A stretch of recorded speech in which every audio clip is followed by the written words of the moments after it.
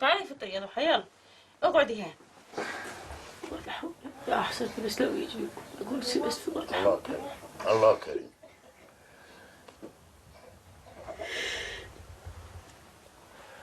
ايوه والله يا ابو انه جبرني جابر، الله جبرني جابر. ايوه خلاص.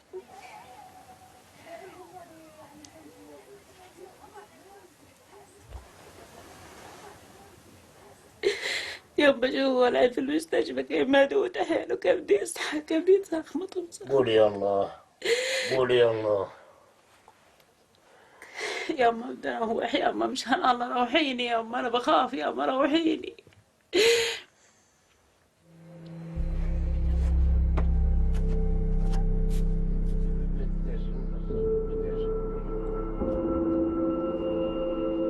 Ever since the 1st of January, there's been an absence at the heart of the Abu Aram family. Their eldest son, 24-year-old Haroun, was paralyzed after being shot by an Israeli soldier.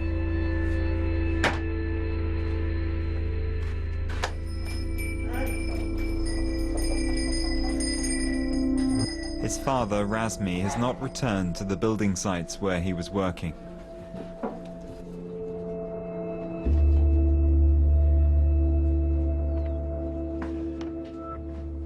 Every morning, his neighbor Ashraf drives him to the hospital to be close to his son.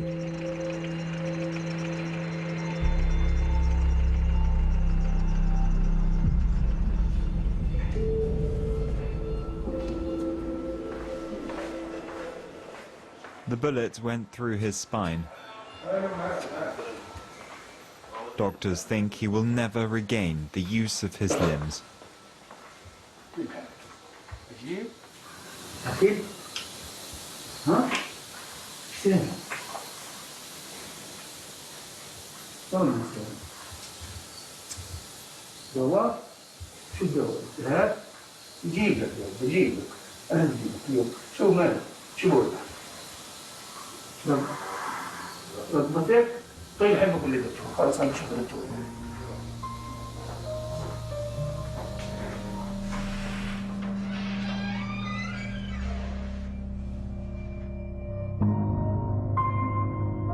The altercation with an Israeli detachment took place on this road, in front of Haroun Abu Aram's parents' house. The soldiers were raiding the home of their neighbor, Ashraf Amor. They came to confiscate a generator, causing an argument. Another neighbor filmed what happened.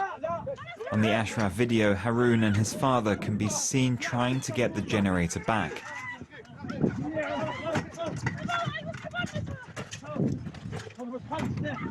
It doesn't show who fired the shot. The army claims that 2 Palestinians attacked the soldiers, a version denied by Ashraf Amor when questioned by military police. When I saw Haroun, just when he was shot, he was in this position. He had fallen over and was trying to get back up. He was in this position and they shot at him like that. They shot him, aiming directly at him. One soldier went to the car to speak on the telephone. He went to talk and he came back. He went to talk, he came back. He said something into the ear of the one who pulled the trigger. It seemed like he gave the order to fire, I don't know. But nobody tried to touch his weapon. And nobody was near him, or hiding as they say. They said that someone was hidden and tried to attack them. It's a lie. Nobody tried anything at all. Al-Rakiz, their village, is located in Zone C, part of the West Bank placed under full Israeli control by the Oslo Accords. Destroyed houses are strewn across the landscape. One part of the hamlet sits on land that Israel has declared a military zone, but it's forbidden to build and install electricity everywhere.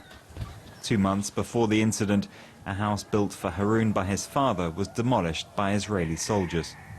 If they hear the sound of the generator from over there, if they hear it running, they come and they take it. They'll confiscate it, they'd never leave it. It's not forbidden to have a generator, but it is forbidden to build here. All construction is forbidden here. If they see us work with a generator, it's over. They'll take it with the rest of the equipment.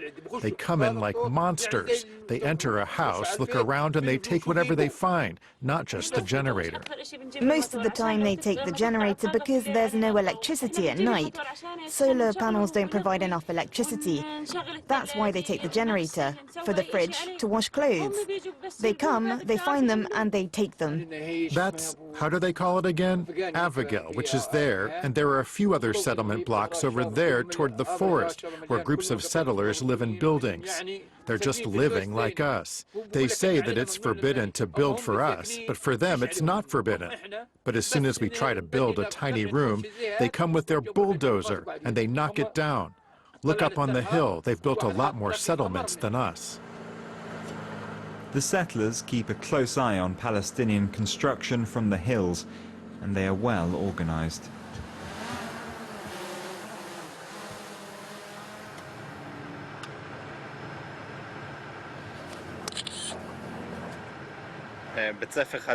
That's a new school which was built at the start of the school year, in 2 months.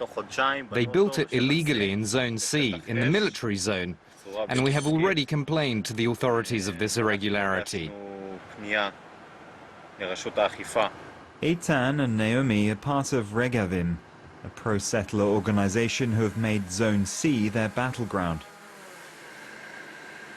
It may be in the West Bank, but for them, Zone C is in Israel. End of story. Did you take pictures? Of course. I even made a video. All year long, they travel around identifying Palestinian constructions they deem illegal. On this day, Eitan and Naomi are inspecting the latest building they're troubled by, the school. They're annoyed that the army has not completely demolished it yet. This was demolished by the IDF. But you see the school, right? But look at what they demolished. That little pile over there of rubble. So they come, they take a picture of this tiny pile of rubble on a very close focus, and they say, see, we've demolished. We're enforcing the law. But the school that's standing right behind it isn't in the frame. So we have to go to court every time and say, they say they demolished, the school is still standing, very soon students will be in here, they'll start busing them in from other places. The school is the anchor for a whole new neighborhood. The state of Israel would have stopped the construction before it got to this stage, which is what we wanted them to do in all of these instances. Regavim is partly financed by public funds. Its members gather videos, photos and maps to mount legal actions. The group has been influential in helping settlers force the State of Israel to recognize that they are there to stay. Back to Al-Rakiz, the village of Harun's family, where electricity is forbidden. It is surrounded by settlements. Avigel is the closest, an illegal outpost under Israeli law, and yet connected to the electricity grid, not well enough in the eyes of the settlers. It's not easy to bring in electricity because we don't have right now 100% on the maps that say this is Avigel. Yeah, we need, but they don't want to make the electricity bigger right now. It's not enough. We want to grow. We don't want to stay 45 families. We want to be bigger.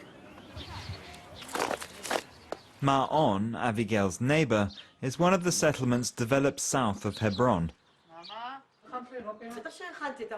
Rivka was among the first to settle there. She says she is aware of the rife inequality in these hills. One of the bitter disputes with the Palestinians is around the subject of water. For example, because they don't have running water, being even less recognized than us, what they do all the time is try to steal it from the yeshuvim, the settlements around them. So we always have problems, like when we suddenly don't have any water. I don't get along with them, but I understand why they've been driven to do it. Because nobody is looking after them.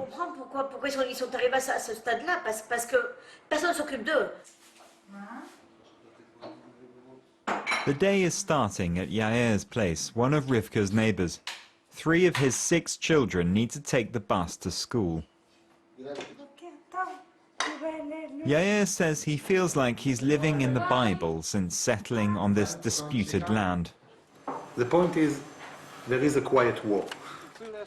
The weapon for this war are houses.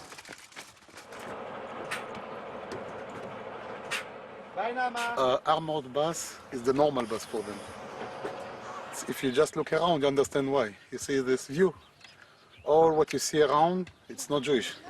It's West Bank land, but Yair says that since Israel controls this area, it's Israel, and the neighbors just have to get used to it. I really want my neighbors to have a good life. I really want them to have electricity. I really want them to have nice houses, but they have to understand that this place is an Israeli place. He accuses the government of procrastinating, of maintaining the ambiguity instead of just outright annexing the West Bank. He calls the land by its biblical name, Judea Samaria. Israel didn't decide 100% to take Judea Samaria. Because Israel don't want to decide, so said, okay, the one in charge here is the army. Now, I know the army. The army know how to fight. The army don't know how to manage citizens. So the big problem is the army, it tells us, okay, not okay, yes, okay. It's very, how do you say, in the fog. If Israel decides this is an Israeli place, it will be an Israeli place. But the problem is, Israel don't want to decide. The settlers are putting pressure on Israel's institutions to adopt their vision. With a solid grasp of the tactics, they are the ones taking advantage of this fog on the hills.